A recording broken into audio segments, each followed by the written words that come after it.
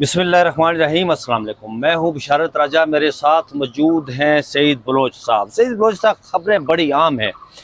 एक तो ये जो निज़ाम इस वक्त पाकिस्तान के अंदर चल रहा है, इस निज़ाम को लपेटने के लिए तैयारियाँ मुकम्मल हो चुकी है, बस ऐलान होना बाकी है।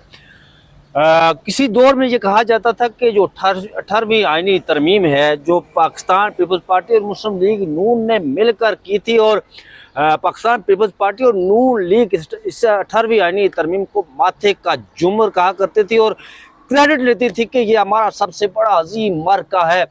ये 18वीं आईनी तरमीम के हवाले से याद होगा सही प्रोजेक्ट साहब आपको कि इमरान खान साहब के दौरे हुकूमत में 18वीं आईनी तरमीम के हवाले से जनरल बाजवा ने एक दफ़ा ये कहा था कि इसमें कुछ सकम मौजूद हैं, तो उस वक्त नून लीग और पीपल्स पार्टी खड़ी हो गई थी कि जी ये हम नहीं होने देंगे। ये 18वीं आईनी तरमीम सूबों को खुद मुख्तारी देती है। इसके अलावा NFC अवार्ड और बहुत सारे इसमें मामला थे, जिसमें आइन का आर्टिकल 6 भी इसमें लिखा हुआ है और तमाम चीज़ें इसमें दर्ज है। ये हम इसमें किसी किस्म की अमेंडमेंट नहीं होने देंगे और सकम दूर करने के लिए हमारी लाशों पर से गुजर जाना पड़ेगा। खबर ये है सईद बलोच साहब कि अभी जो 27वीं आईनी तरमीम लाई जा रही है पाकिस्तान के अंदर, और शहर इक़्तिदार में इस पर यह कहा जा रहा है कि बाज़े गश्त नहीं बल्कि काम शुरू हो चुका है। और मुस्लिम लीग नून जो बाज़ाहिर इस वक्त हुकूमत में है, लेकिन हकीकी मानों में वो कठपुतली है, मोहरा बनी हुई है। जिस तरह उनके बॉस उन्हें कहते हैं, बॉस से मुराद मेरी फील्ड मार्शल साहब उन्हें कहते हैं, जैसे शहबाज शरीफ साहब वही अमल करना शुरू कर देते हैं। और अभी से उन्होंने 27वीं यानी तरमीम के हवाले से काम शुरू किया है और नून लीग ने पीपल्स पार्टी को मनाने का सिलसिला शुरू कर दिया है। ये हमारे एक बड़े पार्लिमानी रिपोर्टर, बड़े ज़बरदस्त किस्म का पार्लिमानी रिपोर्टर उस्मान खान, उन्होंने ये खबर ब्रेक की है। और पीपल्स पार्टी अभी तक इस पर नहीं मान रही, लेकिन वो पीपल्स पार्टी ही क्या जो ना माने, बहरहाल 27वीं यानी तरमीम वो कर रहेगी। 28वीं यानी तरमीम में जिसका जिक्र जनरल बाजवा साहब करते थे कि इसमें सकम मौजूद है, उसमें से वो सकम निकाले जा रहे हैं। सूबाई खुद मुख्तारी के हवाले से, NFC के अवार्ड के हवाले से और आइन के आर्टिकल 6 वो शेप भी मुकम्मल तौर पर तब्दील की जा रही है। और आपको याद होगा कि यहाँ पर एक आइन की गली भी बढ़ाई हुई है, यहाँ पर मुख्तलिफ किस्म के वो फोटो लगे हुए हैं। कोई उस 18वीं आईनी तरमीम पर मौला फजल रहमान साहब साइन कर रहे हैं, कहीं रजा रबानी साहब साइन कर रहे हैं, कहीं कोई साइन कर रहा है। ये मुंह कहाँ रखेंगे आप जनाब। और साथ सईद बलोच साहब, चीफ जस्टिस साहब ने भी कहा है जी कि अवाम दोस्त हम फैसले करेगी। बहुत शुक्रिया बिशारत राजा साहब। देखें, जब ताकतवर कोई फैसला कर लेते हैं ना, तो फिर उनको रोकेगा कौन? क्या ये फार्म 47 वाले रोक सकते हैं? नहीं, सवाल ही नहीं पैदा होता। तो फिर पीछे आप देखें कि 27वीं आईनी तरमीम और उससे बढ़कर 18वीं तरमीम के हवाले से ये बातें जनरल बाजवा साहब के दौर में, जब वो आर्मी चीफ पहली बार बने थे, तो उस वक्त ही हमारी इस्टेब्लिशमेंट को बहुत सारी चीज़ें रियलाइज हो चुकी थी। बल्कि 2013 में जब ऑपरेशन शुरू हुआ था, नवाज शरीफ साहब की जब हुकूमत बनी थी, तो उस ऑपरेशन शुरू होने के बाद कुछ मसाइल आना शुरू हो गए थे और उसके बाद ये मुतालबात आहिस्ता आहिस्ता सामने आने लगे कि 18वीं तरमीम में कुछ इख्तियारात ज़्यादा ही वफाक से लेकर सूबों को दे दिए गए हैं, जिसकी वजह से वफाक के लिए मसाइल पैदा हो रहे हैं। जैसे आपने NFC अवार्ड वाला जिक्र किया, उसमें ये भी कहा गया जी कि अब NFC अवार्ड में सूबों को ज़्यादा पैसा चला जाता है, वफाक के पास कोई ज़्यादा पैसे बचते नहीं हैं, जिसकी वजह से वफाक अपना इंतज़ाम चलाने के लिए फिर बाहर से कर्ज लेने पर मजबूर हो जाता है। तो इस तरह बहुत सारे मामलात थे जिनके ऊपर इशूज़ थे। सबसे अहम चीज़ ये है कि सूबों को जो सूबाई खुद मुख्तारी के तहत जो इख्तियारात दिए गए कि बहुत सारी वजारतें सूबों में तकसीम कर दी गई कि सूबे इन तमाम मामलात को देखेंगे, जी ऐसा ही है, उस पर भी बहुत सारे तहफ़्फ़ुज़ात थे। तो ये हमारी इस्टेब्लिशमेंट का काफ़ी देरीना मुतालबा था। बड़े अरसे से ये ख्वाहिश थी कि 18वीं तरमीम रोल बैक होनी चाहिए। इमरान खान साहब के दौर में भी ये मुतालबात सामने आते रहे, लेकिन उस वक्त इमरान खान साहब ने किसी किस्म की ऐसी कोई इकदाम नहीं किया जिससे 18वीं तरमीम के रोल बैक होने या सूबाई खुद मुख्तारी के हवाले से आवाज़ें उठाई जाती। आपको ये याद है कि उस वक्त अगर कोई ऐसी खबर चलती भी थी इस्टेब्लिशमेंट की जानिब से, पीटीआई हुकूमत का सहारा लेकर तो फ़ौरन ANP, इसके अलावा पाकिस्तान पीपल्स पार्टी, मुस्लिम लीग नून और दीगर सियासी जमातें, मौलाना साहब भी इनके बशमूल, वो सारे आवाज़ बुलंद करते थे कि ये सूबों को हकूक़ मिले हैं तो अब सूबों के हकूक़ पर किसी किस्म का डाका नहीं डालने देंगे, सूबों के हकूक़ कम नहीं करने देंगे। 18वीं तरमीम ने वफाक पाकिस्तान को मजबूत किया है, सूबाई खुद मुख्तारी मिली है, जिसके बाद बहुत सारे मसाइल जो सूबों और वफाक के दरमियान हुआ करते थे वो अब ख़त्म हो चुके हैं। लेकिन हैरानी की बात यह है कि जो देखे ना, मैं कहता हूँ कि शायद ये कुदरत की मार, कुछ लोग इसको कहते हैं ना कि कुदरत का निज़ाम है कि सारी ज़िंदगी आप ये कहते रहें, जब से 18वीं तरमीम बनी है उसके बाद से आप ये कहते रहे कि 18वीं तरमीम से वफाक मजबूत हुआ है, और जो सियासी जमातें उस 18वीं तरमीम के हक में बातें करती थी, क्रेडिट लेती थी, वही सियासी जमातें अगर आज खुद अपने हाथों से 18वीं तरमीम का किला कमा करें तो मुझे बताएं फिर उनके पल्ले क्या है। और वो करने जा रहे हैं। आपने बिल्कुल ठीक है, क्योंकि जिन सहाफी दोस्त का नाम लिया है, उस्मान खान साहब, वो पार्लियामानी रिपोर्टर के सेक्रेटरी भी रहे, प्रेसिडेंट भी रहे यार, वो पार्लियामानी रिपोर्टर्स एसोसिएशन के ओहदेदार भी रहे हैं, सीनियर सहाफी हैं, समन न्यूज़ से उनका ताल्लुक है। उनकी ये खबर है कि मुस्लिम लीग नून हुकूमत ने 18वीं तरमीम में मौजूद सुकम और खामियां दूर करने का फैसला किया है। अब ये खामियां और सुकम कौन से हैं जिनको दूर किया जाएगा, और इन खामियों और सुकम को दूर करने की आड़ में क्या क्या किया जाएगा, ये भी अब हकायक सामने आ रहे हैं। पीटीआई को नाअहल क्यों किया जा रहा है, बहुत सारे लोगों को 50 से 60 लोग डी-सीट करके क्या मकासद हासिल किए जा रहे हैं, ये सारी चीज़ें अब खुलकर सामने आ रही हैं। और पाकिस्तान पीपल्स पार्टी अपोजिशन में जाने के लिए क्यों तैयार होती दिखाई देती है, ये भी सारी चीज़ें अब आहिस्ता आहिस्ता सामने आ रही हैं। कहानी कुछ यूँ है कि मुस्लिम लीग नून हुकूमत की जानिब से पीपल्स पार्टी के साथ रब्ता किया गया है। पीपल्स पार्टी को ये कहा गया है कि हमने 18वीं तरमीम है वो रोल बैक करनी है, उसमें बहुत सारे सुकम है, खामियां हैं, उनको दुरुस्त करना ज़रूरी है। और देखें, ये मुतालबा हमारी इस्टेब्लिशमेंट का है, ख्वाहिश उनकी है, उधर से ख्वाहिश उनकी है जी, ये हुकूमत का नून लीग का नहीं है, ये इनके क्या मजाल है, ये उधर से आया है, उधर क्या हमने करना है। ये तो उनसे हुक्म आया, ख्वाहिश का इजहार किया गया। यहाँ पर जो गुलाम मौजूद है, हुक्म आया, जी, तो यहाँ जो गुलाम मौजूद है उन्होंने कहा जो हुक्म आका आपकी मर्जी और मंशा के मुताबिक फैसले होंगे। और शहबाज शरीफ साहब के बारे में तो हमारे गुलामों की क्या मजाल यार के हुक्म की बजावरी ना करें। जी हमारे वजीर आजम हाउस वाले कुछ सहाफी दोस्त हैं, वो तो ये भी कहते हैं कि वजीर आजम शहबाज शरीफ साहब रात को जब सोने लगते हैं ना तो बाकायदा पूछ के सोते हैं कि वो पिंडी से कोई हुक्म रह तो नहीं किया जो वहां से आया और आज दिन को हमने उसके ऊपर अमल दरामद ना किया। तो यहाँ तक लोग तो हालात बताते हैं, पता नहीं वो दुरुस्त है या नहीं, लेकिन बहरहाल शहर इक़्तिदार में ये बातें हम मुतअद्दिद बार सुन चुके हैं।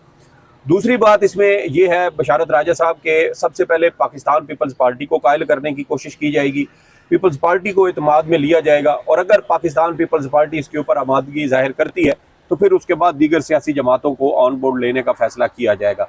अब इस सारे प्रोसेस में तरीक़ाकार क्या होगा? तरीक़ाकार ये है कि पाकिस्तान तहरीक इंसाफ के जो लोग डी-सीट हो रहे हैं, 50 से 60 लोगों का अरकान कौमी असम्बली का पहले ही ये खदशा जाहिर किया जा चुका है पीपल्स पार्टी क़यादत की जानिब से कि मुमकिन तौर पे 50 से 60 हमारे अरकान डी-सीट होंगे। उन डी-सीट होने वालों के जो ज़िमनी इलेक्शन है उन पर अब आपको पता है कि जैसे जैसे डी-सीट होते हैं उधर से फ़ौरन इलेक्शन कमीशन बाकायदा ऐलान कर देता है और ज़िमनी इलेक्शन का प्रोसेस शुरू किया जा रहा है साथ साथ। तो ये 50 से 60 लोग अगर ये डी-सीट होते हैं तो उससे क्या होगा? उससे फ़र्क ये पड़ेगा कि मुस्लिम लीग नून के अंदर या पीपल्स पार्टी के अंदर इस्टेब्लिशमेंट अपने बंदे इंडक्ट करेगी। वो लोग जो ज़िमनी इलेक्शन लड़कर जीत कर आएंगे वो मुस्लिम लीग नून के या पीपल्स पार्टी के नहीं होंगे, वो इस्टेब्लिशमेंट के लोग होंगे और उनकी वफादारियाँ इस्टेब्लिशमेंट के साथ ही होंगी, क्योंकि उनको फार्म 47 पर इस्टेब्लिशमेंट कामयाब करवाएगी।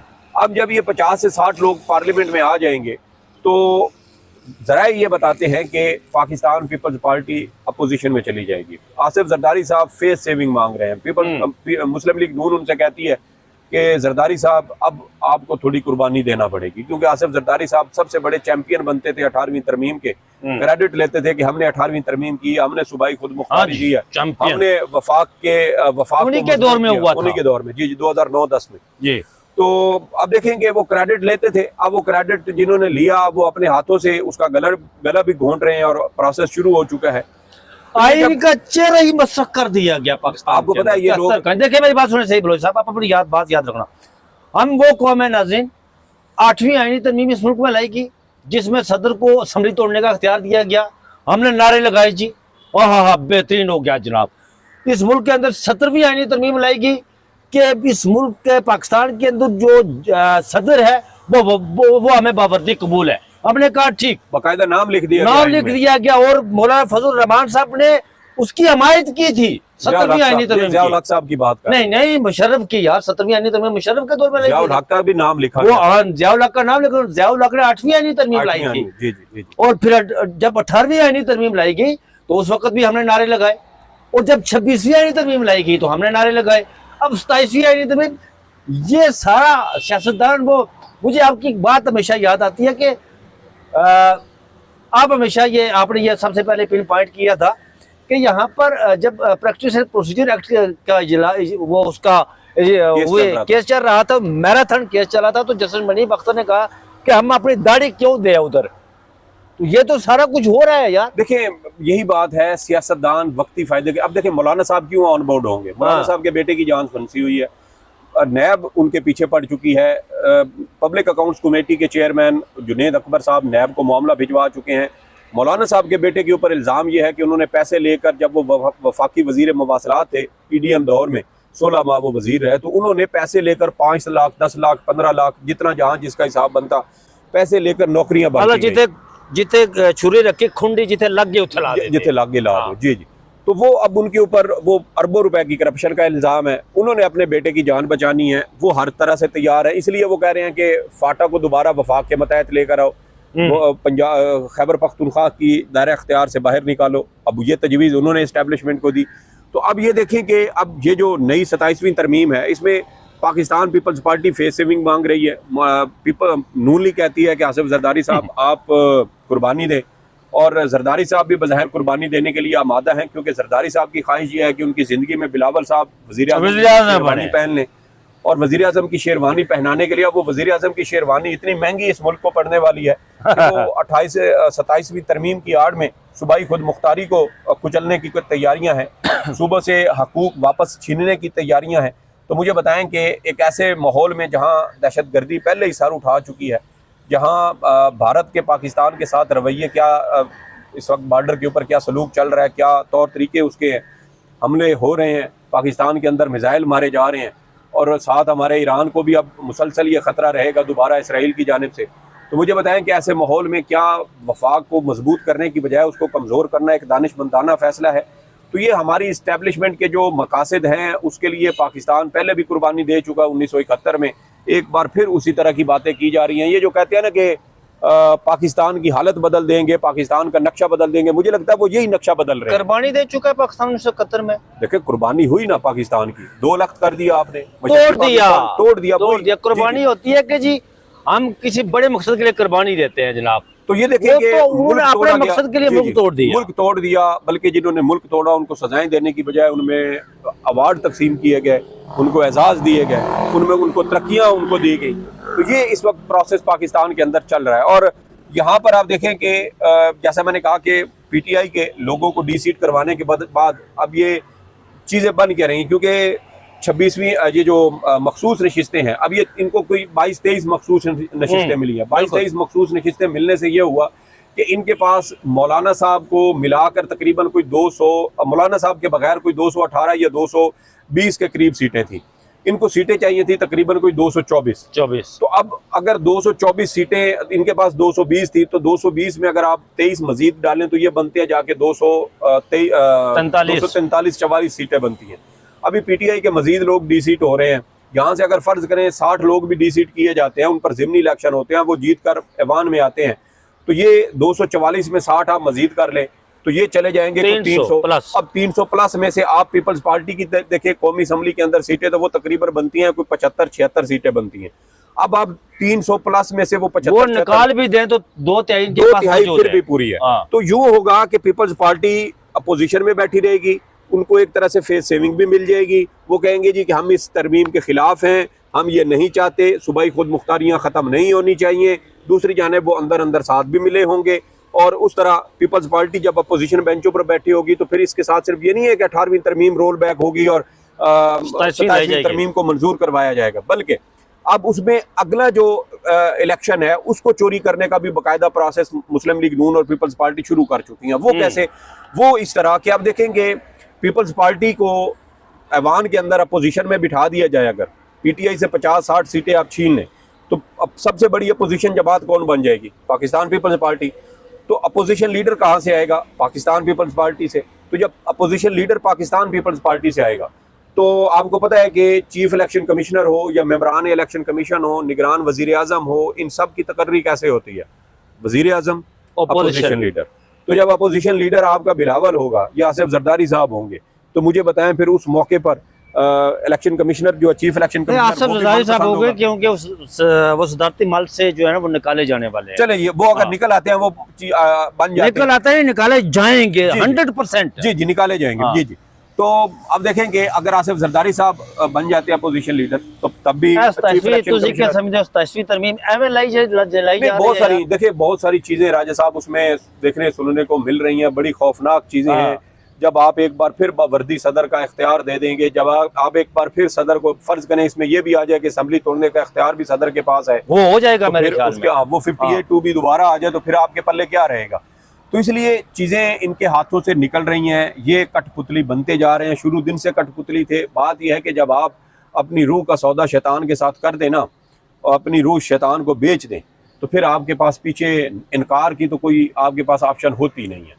तो यहाँ इन्होंने भी एक तरह से इस्टेब्लिशमेंट के साथ सौदेबाजी की है। इस्टेब्लिशमेंट को कहा है कि आप हमें फॉर्म 47 पर जितवाएं तो हम आपके साथ ये महमूद अचकज़ई साहब का जी उधर भी चलते हैं। महमूद अचकज़ई साहब ने ना एक बात की थी अब से कुछ अर्सा पहले। उन्होंने कहा था कि आप ये जो हवालदार स्पीकर है ना कौमी असम्बली के अयाज सादिक साहब, जी जी, आप जरा इनसे पूछे ना कि ये आम इंतखाबात 2024 से पहले ये बलूचिस्तान गए थे और वहाँ नून लीग की एक बड़ी अहम शख्सियत के साथ इनकी मुलाकात हुई थी और इन्होंने उनको कहा था कि हमें यकीन दहानी करवाई गई है कि हम आपको 2/3 अक्सरियत दिलवाएंगे। तो वो 2/3 अक्सरियत मिल रही है।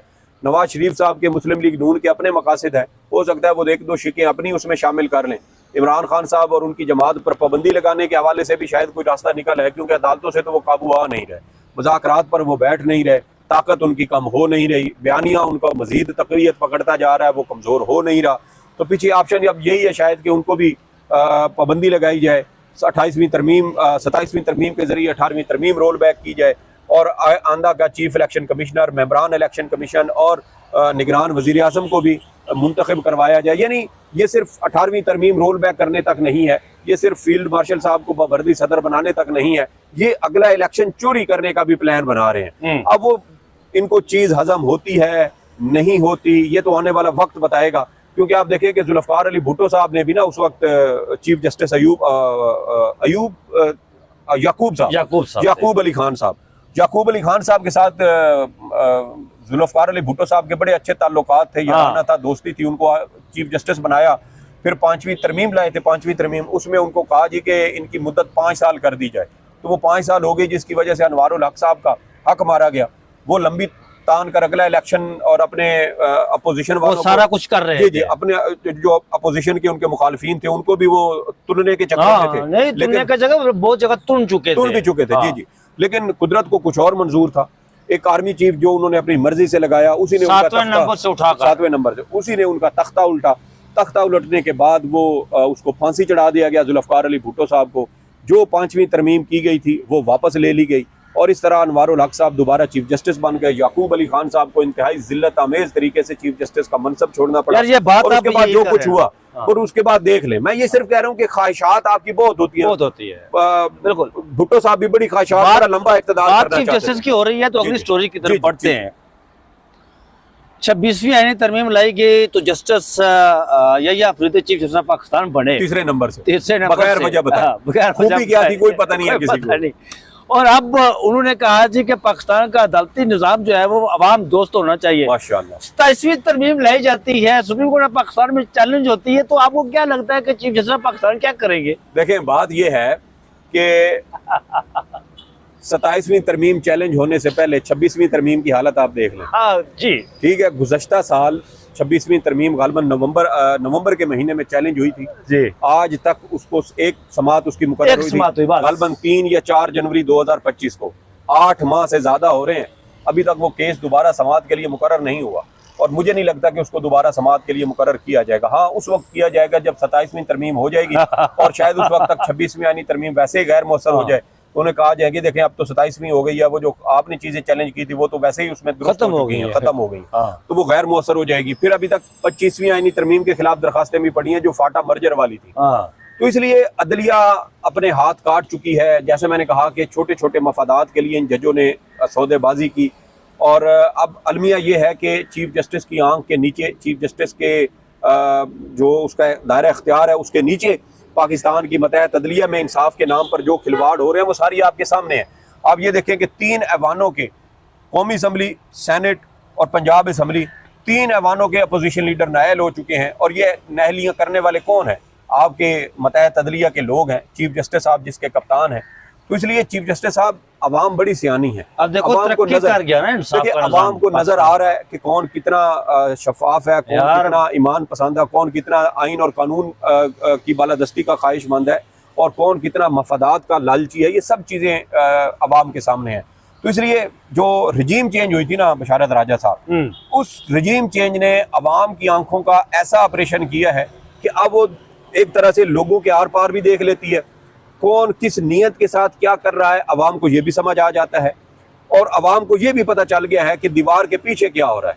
तो अब वो एक्सरे उनका आंखों का इतना तेज हो गया ना कि उनको दीवार के पीछे की चीजें नजर आ जाती है। तो जाहिर अफरीदी साहब बातें ना करें, आपकी अदलिया के जो इकदाम है वो अवाम ने देखने हैं। अभी तक आईनी बेंच ने 3 फैसले दिए हैं, तीनों फैसले हुकूमत और इस्टेब्लिशमेंट की मर्जी और उनकी ख्वाहिश के मुताबिक। हाँ जी, बिल्कुल बिल्कुल बिल्कुल। फिर इमरान खान साहब की सजाएं अदालतों में उनको हुई, जेली सजाएं, जेली मुकदमात, मनगढ़ंत किस्म के इल्जामात की बुनियाद पर हाई कोर्ट में अपीलें हैं। ये अपीलें समाअत के लिए मुकर्रर नहीं हो रही। 7 माह से ज्यादा, 8वां महीना है उनके फैसले को आए हुए अलकादर ट्रस्ट केस का। 16 जनवरी को 8 महीने हो जाएंगे।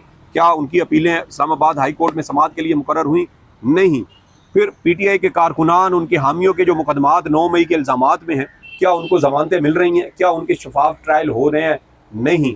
तो ये आपको किसको चूरन बेरे, किसको बेवकूफ बना रहे हैं? क्या लोग वो मुंह की बजाय कहीं और से वो रिस्क खाते हैं, ये तो समझ नहीं आती। बशारत राजा साहब, हर इंसान को अल्लाह ने इतना अक्ल शऊर तो दिया है कि वो अंधेरे में भी नवाला मुंह की तरफ लेके जाता है। उसको पता है कि नवाला मैंने मुंह से खाना, कहीं और से नहीं खाना। तो ये चीफ जस्टिस साहब पत्नी अवाम को क्या अहमक समझते हैं? रोज बयान देते हैं ना जी। आज देखें कराची में उन्होंने कहा कि पाकिस्तान का अदलिया का निज़ाम अवाम दोस्त है, हम इसको जदीद लेकर जा रहे हैं। लेकिन सवाल यहाँ फिर वही है कि जो 26वीं आईनी तरमीम के बेनिफिशियरी जिन्हें बेड़ियां पड़ी हुई हैं, जो खुद आजाद नहीं है, तो क्या अवाम दोस्ती है यार? क्या मामला है? देखिए, अवाम दोस्ती नहीं है, अवाम दुश्मनी है। और बुनियादी मैं जो बात कर रहा था ये जहाँ पे हम खड़े हैं, ये पीछे सारी देख रहे हैं, ये मकबरा है सुप्रीम कोर्ट ऑफ पाकिस्तान का। यहाँ पर बुनियादी हकूक तख्तियाँ लगवाई थी काजी फायज ईसा ने, लेकिन दर हकीकत यहाँ बुनियादी हकूक को दफन किया गया है इस मकबरे के अंदर। काजी फायज ईसा जैसा बददियानत और स्याह रूह चीफ जस्टिस जो पाकिस्तान की अदलिया में काजी मुनीर से भी अब आगे निकल चुका है, ये उसके करतूत है। और हम उम्मीद करते हैं इंशाअल्लाह कि जिस रोज़ भी पाकिस्तान में आइन और कानून की बालादस्ती हुई, जो भी आइन पसंद हुकूमत आई, हो सकता है कि नवाज शरीफ की आल औलाद में से कुछ अच्छे लोग, आसिफ जरदारी की आल औलाद में से कुछ अच्छे लोग निकल आए, सामने आ जाएं, क्योंकि अच्छे लोगों में से बुरे और बुरे लोगों में से अच्छे पैदा करना ये हमारी कुदरत का ये निज़ाम है, ये उसका तौर तरीका ही यही है। तो ये इसलिए इनके आने वाली नस्लें अच्छी भी हो सकती हैं। हमें अच्छे की उम्मीद, अच्छे का गुमान रखना चाहिए। जो भी आइन पसंद हुकूमत है, जो भी कानून की हुक्मरानी पर यकीन रखने वाली हुकूमत है, वो काजी फायज ईसा जैसे, सिकंदर सुल्तान राजा जैसे बदकिरदार जो इस धरती के हैं, उनको ज़रूर कानून के कटहरे में लाएगी और उनको उनके अमाल के बारे में जवाबदेह ठहराया जाएगा। जो गद्दारी उन्होंने पाकिस्तानी अवाम के साथ की, बुनियादी हकूक़ को कुचला, आईन पाकिस्तान की खिलाफ वर्जियाँ की गई, वो सारे इंशाल्लाह इसके अपने अमाल के जवाबदेह ठहराए जाएंगे। बिल्कुल ऐसा है सईद बलोच साहब, आपने जो पाकिस्तानी अदलिया के हवाले से जो कमेंट्स किए, बड़ा ज़बरदस्त तजिया दिया है। मैं यही कहूँगा कि पाकिस्तानी अदलिया का जो निज़ाम है वो तरक्की कर गया है। किसी दौर में सुप्रीम कोर्ट ऑफ पाकिस्तान से सियासतदान नायल होते थे और फिर हाई कोर्ट का तक सिलसिला चला गया, और आजकल तो एक सेशन जज भी जो है नायल कर रहा है, और आने वाले दिनों में कोई SHO भी ये नायल करेगा। ये बड़ी ख़तरनाक चीज़ है जो इस तरफ चली गई है। लेकिन ये चली इसलिए गई है कि जो मोरे बैठे हुए हैं, इन्हें पता है कि अगर ये ना हमने किया तो हम किसी जगह नहीं रहेंगे। मुझे और सईद बलोच साहब को इजाज़त दीजिए। अपना बहुत सा ख्याल रखिएगा। अल्लाह हाफिज़।